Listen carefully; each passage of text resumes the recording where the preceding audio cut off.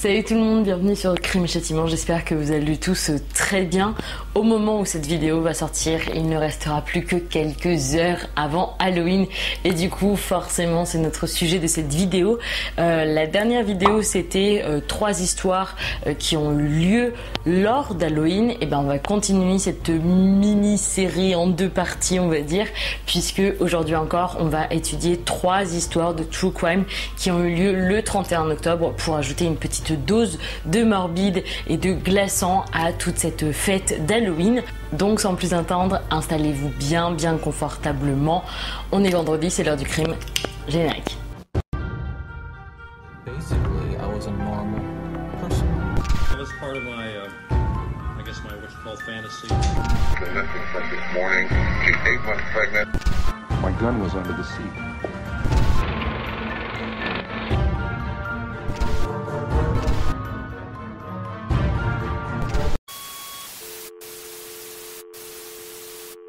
Sans plus tarder, on va commencer avec la première histoire qui est celle des meurtres de Napa en 2014.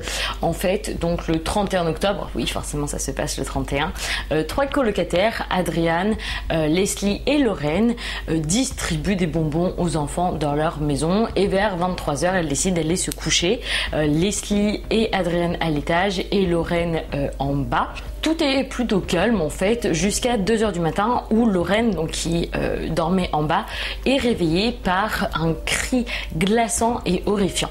Donc elle décide de monter à l'étage pour savoir ce qui se passe, mais au moment où elle est en train de monter l'escalier, elle entend des pas lourds qui descendent les marches, des pas qui ne correspondent pas du tout à ceux de ses colocataires. On le sait très bien qu'on a toujours, on sait percevoir les sons des personnes avec qui on vit habituellement, et du coup prise de panique, prise de peur, elle décide de sortir de la maison par la porte arrière, de se cacher immobile, et elle entend en fait le tueur partir de la maison, forcément sans le voir, mais une fois qu'elle re-rentre à l'intérieur, donc une fois qu'elle se dit que tout danger est écarté, elle entend des pleurs dans la chambre d'Adrian et elle décide de s'y rendre.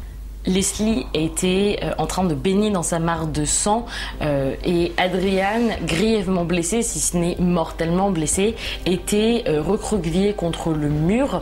Alors Lorraine tout de suite a décidé d'appeler le 911, donc le numéro des secours américain, mais elle s'est rendue compte que la ligne de la maison était coupée, alors elle a pris son téléphone portable et elle est partie jusqu'à dans sa voiture parce qu'elle avait peur que le tueur soit revenu ou qu'il soit toujours dans la maison.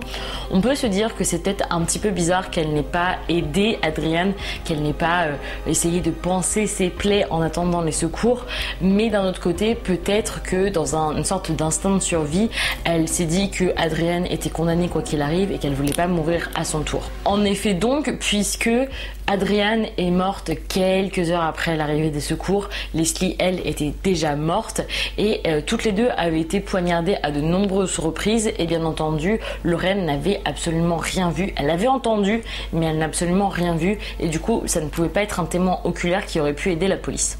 La police justement a trouvé des mégots de cigarettes devant la maison et vu qu'aucune des 3 colocataires fumait, ils ont supposé que le tueur a fumé en attendant son heure en fait, très clairement, en attendant que les victimes se couchent et en attendant le moment venu pour passer à l'attaque. On a également retrouvé du sang dans la chambre, du sang qui n'appartenait à aucune des 2 victimes, mais forcément les tests ADN allaient prendre beaucoup de temps, on s'en doute, et du coup il fallait trouver d'autres indices pour pouvoir trouver des suspects. En attendant, faute de réponse, la communauté de Napa a commencé forcément à spéculer et ils ont dit par exemple que les filles étaient liées à des trafics de drogue et que c'était une sorte de règlement de compte. Alors on pense que Leslie était la victime visée, la cible première, puisque c'est elle qui a pris le plus de coups de couteau, qui a été poignardée le plus. On suppose que le tueur est d'abord parti dans la chambre de Leslie, a commencé à la poignarder alors qu'elle dormait. Forcément, elle s'est réveillée sous le coup de la douleur et a commencé à vouloir se débattre. Adrian, qui était au même étage, en l'entendant, a voulu courir à son secours, mais elle s'est pris également en retour les coups mortels qui, du coup, a causé la perte à toutes les 2.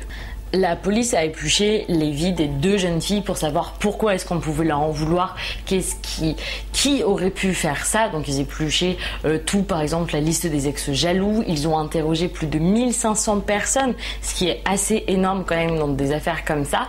Et ils ont décidé 1 an plus tard, étant donné que l'enquête stagnait, de publier les indices qu'ils avaient, à savoir les mégots de cigarettes, qui étaient en réalité une marque dérivée des Camel. C'était des Turkish Gold qui à l'époque venait à peine de rentrer sur le marché, donc c'était encore assez rare, dont l'ADN des mégots correspondait à l'ADN du sang, mais on ne savait pas qui c'était. Donc ils ont publié tout cela en espérant peut-être que quelqu'un saurait un peu plus, surtout pour les mégots, ou peut-être même, qui sait, que le tueur allait les contacter directement. Et en fait, petit retournement de situation, un homme a fait ses aveux, un homme qu'on n'attendait pas. Il s'agissait d'Eric Koppel, qui était en réalité le petit ami de la meilleure amie d'Adrian, Lily. En fait, Lily et Eric se sont mariés d'ailleurs très peu de temps après la mort d'Adrian, parce qu'ils se sont rendus compte que la vie était beaucoup trop courte. La mère d'Adrian même a chanté à leur mariage, donc ça fait vraiment partie de la famille. En fait, Adrian, quand elle était plus jeune, elle a survécu à un accident de voiture et elle a tout de suite été très très proche de Lily, donc on se doute bien qu'elles étaient meilleures amies depuis très très longtemps. On ne sait pas trop pour le mobile, mais on suppose en fait que, étant donné que Lily, quand Adrian du coup était toujours vivante, Lily hésitait en fait à épouser Eric, et forcément elle en a parlé à Adrian. Et Eric, qui était à l'époque un peu dépressif et beaucoup alcoolique, forcément voulait se venger de Lily, mais ne pouvait pas tuer Lily parce que forcément il l'aimait. Du coup, quoi de mieux que de la faire souffrir qu'en tuant sa meilleure amie. Et il ignorait qu'il y avait 3 colocataires et non que 2 dans la maison. Il ignorait que Lorraine dormait dans la chambre du bas, et du coup a voulu supprimer entre guillemets les 2 colocataires du haut pour éliminer toute preuve. Sans suspense, il est toujours derrière les barreaux et purge 2 peines de prison à perpétuité sans possibilité de libération conditionnelle du coup. Nous sommes toujours le 31 octobre, mais cette fois de l'année 2010, et avec la famille Lisk. Alors, Devon Griffin, qui a 16 ans, rentre de chez lui après la messe du matin, donc vers 13h30. En fait, il fait partie de la chorale, et là, tout ce qu'il a envie, c'est de se poser, de souffler un peu, de jouer aux jeux vidéo. Et quand il rentre dans la maison, il trouve que c'est assez bizarre qu'il n'y ait pas beaucoup de bruit. Normalement, à ce moment-là, ses parents sont réveillés, son frère est réveillé, mais là, il n'y a rien. Donc, il va passer une tête dans la chambre de ses parents, donc où il y a Suzanne, sa mère, et William, son beau-père. Et il les voit tous les 2 allongés dans le lit avec les couvertures abattues sur la tête. Donc il se dit que il va commencer à leur parler pour espérer les réveiller un petit peu. Si ça se trouve, ils font une sieste, je ne sais pas trop. Et il fait le tour, il papote, et il se rend compte en fait que le pied de sa mère sort des couvertures. Donc il décide de lui tapoter la jambe pour encore plus la réveiller, mais là il n'y a toujours aucune réaction.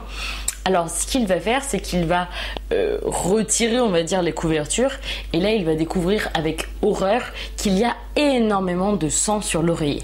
Au début, il va penser que c'est une farce, un prank d'Halloween, avant de se rendre compte que non, sa mère et son beau-père sont bel et bien morts dans ce lit-là. En pleurs, et on ne peut que imaginer cette réaction-là quand on découvre ses parents absolument assassiné de la pire des façons. Il s'enfuit de la maison et il va trouver refuge chez sa tante, qui là va appeler du coup les secours. Et les premières autopsies, on voit que Suzanne a été violée et abattue 3 fois à bout portant, et William a été abattu 5 fois dans la tête et dans le visage. Et quand la police est arrivée, ils ont découvert également que la chambre du grand frère de Devon, qui s'appelait Derek, qui avait 23 ans, était fermée à clé. Donc ils ont défoncé la porte, et là ils ont retrouvé Derek recroquevillé dans son lit contre le mur. Il était mort tabassé, et on suppose qu'il est mort dès quelques minutes après les premiers coups, tellement c'était brutal. Et aucun des 3, il n'y avait pas de traces de lutte, ils étaient tous morts dans leur lit, ce qui a été assez sauvage d'une certaine façon, comme s'ils avaient été tués dans leur sommeil. On a retrouvé également un marteau ensanglanté et des traces de boue un petit peu partout dans la maison. Tout de suite, le premier suspect, ça va être le fils biologique de William, donc le beau-père de Devon, qui s'appelle B.J. Jr., donc William Jr. Et en fait, la veille des meurtres, Devon, il était parti dormir chez son père biologique et il était rentré le matin, juste avant d'aller à la messe, pour justement se changer dans ses habits d'église. Et il avait croisé B.J. justement dans la maison, mais il n'avait pas pensé plus que ça. Je veux dire, c'était assez normal, c'était le fils de son beau-père, donc bon, voilà.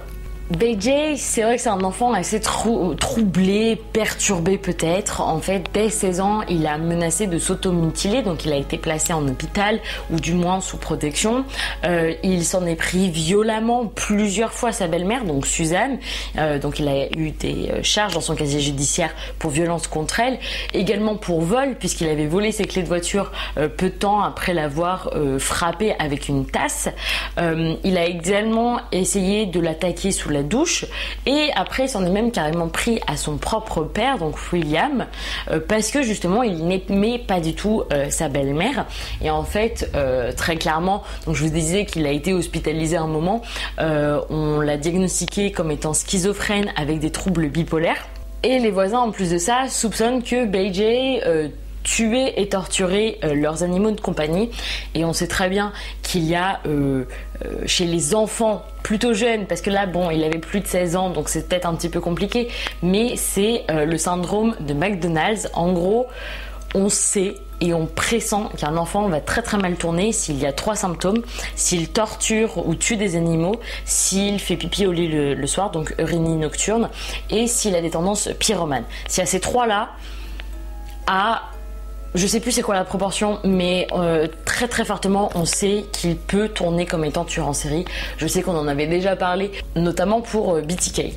B.J., comme on l'a dit, il n'aimait absolument pas sa belle-mère, mais William, il gardait quand même contact avec son fils, il voulait pas l'abandonner. C'est pour ça que la veille des meurtres, ils étaient partis tous les deux chasser, et sans Derek, donc l'aîné de 23 ans, puisque B.J. ne pouvait pas juste le supporter, il s'entendait pas du tout avec lui, et du coup quand ils sont rentrés, vu qu'ils avaient un peu bu, William voulait pas laisser son fils reprendre le volant alors qu'il était alcoolisé, du coup il a dormi sur le canapé. Et les voisins ont dit que vers 6h30 du matin, ils ont entendu des coups de feu, et après avoir croisé du coup Devon dans la cuisine, B.J. a pris la Ford familiale et s'est enfui dans le logis de chasse, là où justement il avait chassé avec son père, et la police d'ailleurs l'a arrêté là-bas. Petite parenthèse, du coup, on peut peut-être comprendre pourquoi Suzanne a été violée. C'était une forme peut-être de frustration. Alors là, c'est vraiment mon analyse personnelle, mais peut-être du coup que B.J. en plus de l'avoir tuée, a violé sa belle-mère pour vraiment montrer un peu sa domination, montrer le fait qu'il ne l'aimait pas, tout simplement, violer son intimité, mais vraiment dans tous les sens du terme. Donc c'est aller au-delà en fait du meurtre. Viol plus meurtre, ça montre vraiment la haine qu'on peut avoir envers quelqu'un. Il a été condamné en 2011 à la prison à perpétuité sans libération conditionnelle, donc pour les 3 chefs de meurtre, mais il a été retrouvé suicidé quelques mois plus tard dans sa cellule. La 3e histoire, c'est celle de Martha Moxley. Alors là, on est en 1975, Martha, elle a 15 ans, c'est une jeune fille absolument adorable qui vit dans une famille plutôt aisée, et le soir d'Halloween, elle fait ce qu'on appelle le Mischief Night, c'est-à-dire un peu la nuit des méfaits, où globalement tu fais un peu des pranks sur tes voisins, tu sonnes aux portes mais tu pars en courant avant qu'ils ouvrent, ou par exemple tu lances des rouleaux de papier toilette sur les maisons. Voilà, une petite tradition américaine. Et en fait, ce soir-là, elle a commencé à flirter avec Thomas Skekel, qui était le frère aîné de Michael, un de ses camarades de classe, qui avait également 15 ans comme elle au moment des faits. Et la dernière fois qu'on l'a vu en vie, c'était à 21h30 dans la maison des Skekel, justement près de la pool party. Mais le lendemain, le corps de Martha est retrouvé au pied d'un arbre du jardin de ses parents. Alors elle est allongée sur le dos, son pantalon et ses sous-vêtements ont été rabattus au niveau des mollets, chevilles. Ça diffère un petit peu selon les traductions, soit c'est les genoux, soit c'est les chevilles, mais globalement ils étaient baissés. Il n'y avait pas eu d'agression sexuelle, ni même de viol, mais autour du corps, on a retrouvé des bouts cassés d'un club de golf, et en fait elle avait été matraquée et poignardée avec les bouts tranchants du club de golf cassé, et ce club là faisait partie d'un ensemble qui appartenait d'ailleurs à la famille Skakel. Tout de suite, Thomas, qui était un Skakel et qui était le dernier à avoir été vu avec Martha, a été le suspect principal, on va dire, de cette enquête, mais son père a refusé pour que la police puisse avoir accès à ses dossiers de santé. Et en fait, tellement l'enquête, elle a traîné, il y a eu plein de publications entre temps, donc notamment A Season in Purgatory de Dune qui a eu lieu en 1993, soit quasiment 20 ans en fait après les faits, tellement ça a traîné. Au fil des ans, forcément, les deux frères, ils ont pu mettre au point leurs alibis et changer d'alibi plusieurs fois même. Michael, en fait, a dit qu'il était en train de se masturber dans un des arbres de la famille de Martha entre 11h30 du soir et minuit et demi, et qu'en fait, il était tout simplement en train de faire du voyeurisme. Mais deux amis de Michael qui faisaient partie de la même école, qui en fait était une sorte d'école privée pour des enfants un petit peu troublés ou un petit peu turbulents, on dit que Michael a avoué avoir tué Martha avec un club de golf, mais que il disait toujours que il n'allait jamais se faire prendre. Je suis comme Kennedy, parce que en effet, il avait des connexions avec la famille Kennedy. Alors j'ai pas réussi à trouver à quel degré, je ne sais pas s'il faisait vraiment partie, c'était un cousin éloigné de la famille Kennedy ou juste s'ils étaient très proches les deux familles. Mais en tout cas, il se pensait intouchable. Alors c'est vrai d'ailleurs que c'est pas la première fois qu'on parle des Kennedy dans une vidéo. Je vous mets tout de suite le lien en barre d'infos si vous voulez voir d'ailleurs un homme qui avait tué ses parents, les avait congelés et peut-être a tué le président Kennedy. C'est plein de théories absolument folles. Honnêtement, cette histoire, il y a eu énormément de rebondissements. Même moi, je suis pas sûre d'avoir tout compris. Pour aller vite, voilà, on va le faire simple, on va rester court pour aller vite. En 1998, un jury a estimé qu'il y avait suffisamment de preuves pour pouvoir poursuivre Michael du chef d'homicide. Et Michael, l'arbre dans lequel il s'est masturbé, on pense que c'est le même arbre dans lequel, au pied duquel on a retrouvé Martha morte le lendemain. Mais il n'a jamais techniquement avoué les meurtres. Le meurtre, tout simplement, il n'y en a eu qu'un d'ailleurs. Alors, on passe vite là encore, il y a eu des enregistrements frauduleux, des preuves qui rentraient pas dans les procédures un petit peu partout, mais en gros, en 2002, donc 27 ans après le meurtre, Michael a été condamné à 20 ans de réclusion criminelle pour le meurtre justement de Martha, sans possibilité de libération conditionnelle, et en fait, la cour a estimé que c'était un meurtre par jalousie. En fait, Michael, qui était quand même encore assez jeune, peut-être immature même à cette époque-là, était jaloux que son grand frère Thomas s'intéresse à Martha, que Thomas vole sa petite amie Martha. Est-ce qu'ils étaient vraiment petits ensemble ou pas? On ne le sait pas vraiment, mais peut-être qu'il a voulu du coup se venger sur Martha en lui faisant payer de s'être peut-être détourné de Michael. Alors j'ai lu une théorie, mais elle n'a pas été corroborée, donc je vous l'annonce comme ça, on ne sait pas trop. Étant donné qu'on sait que Michael était un peu fan de voyeurisme, puisqu'il se masturbait dans un arbre de la famille de Martha carrément, on pense peut-être que la raison pour laquelle le pantalon et le sous-vêtement de Martha étaient baissés, c'est que Michael s'est peut-être masturbé devant le corps. Peut-être qu'elle était encore en vie à ce moment-là, peut-être qu'elle n'était pas, on ne sait pas trop. En tout cas, il y a peut-être quelque chose comme ça, ce qui rajoute forcément un petit frisson dans le dos quand on devine cela.